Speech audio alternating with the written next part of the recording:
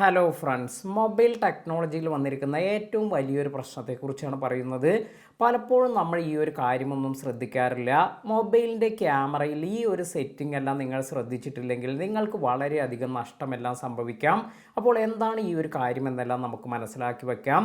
അതുപോലെ ഈ ഒരു ഇൻഫർമേഷൻ നിങ്ങൾ ഇഷ്ടപ്പെടുന്ന ഫാമിലി മെമ്പേഴ്സിനും ഫ്രണ്ട്സിനും ഷെയർ ചെയ്ത് കൊടുക്കാനും മറക്കാതിരിക്കുക.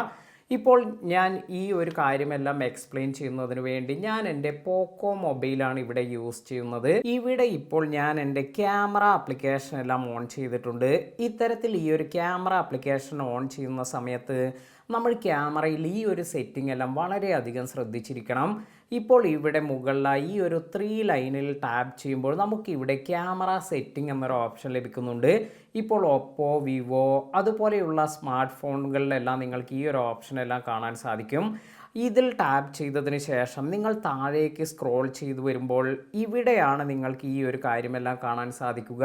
ഇപ്പോൾ നിങ്ങൾ എവിടെയെങ്കിലും എല്ലാം പോയിട്ടുണ്ട്, അല്ലെങ്കിൽ യാത്രയെല്ലാം പോയിട്ടുണ്ട്, ഗോവയിൽ അല്ലെങ്കിൽ ബാംഗ്ലൂരെല്ലാമാണ് എന്ന് കരുതുക.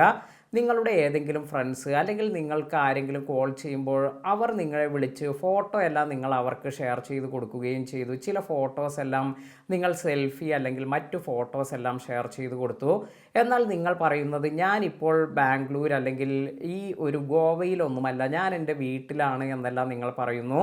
എന്നാൽ ഇത് കറക്റ്റ് അല്ല എന്ന് അവർക്ക് തന്നെ മനസ്സിലാക്കാൻ സാധിക്കും. അപ്പോൾ ഇത്തരത്തിൽ നമ്മൾ അറിയാതെ തന്നെ നമ്മൾ പറയുന്ന കാര്യങ്ങൾ ഇത് അവർക്ക് മനസ്സിലാക്കാൻ പറ്റുന്ന ഒരു കാര്യത്തെക്കുറിച്ചാണ് പറയുന്നത്.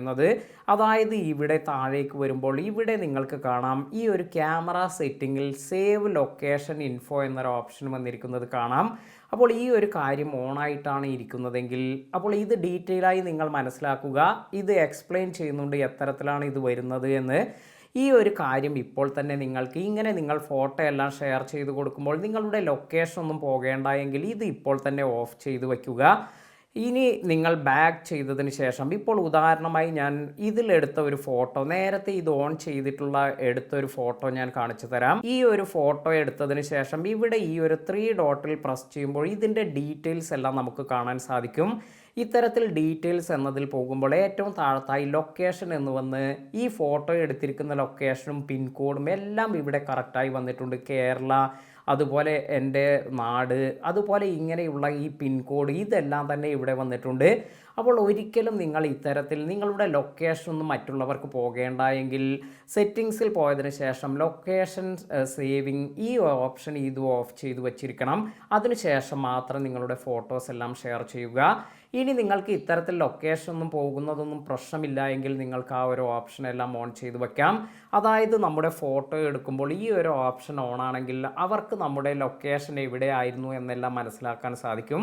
വീഡിയോ ഉപകാരപ്പെട്ടുവെങ്കിൽ ലൈക്ക് ചെയ്യാനും മറ്റുള്ളവർക്ക് ഷെയർ ചെയ്ത് കൊടുക്കാനും മറക്കാതിരിക്കുക. പുതിയ അറിവുകളുമായി മറ്റൊരു വീഡിയോയിൽ കാണാം.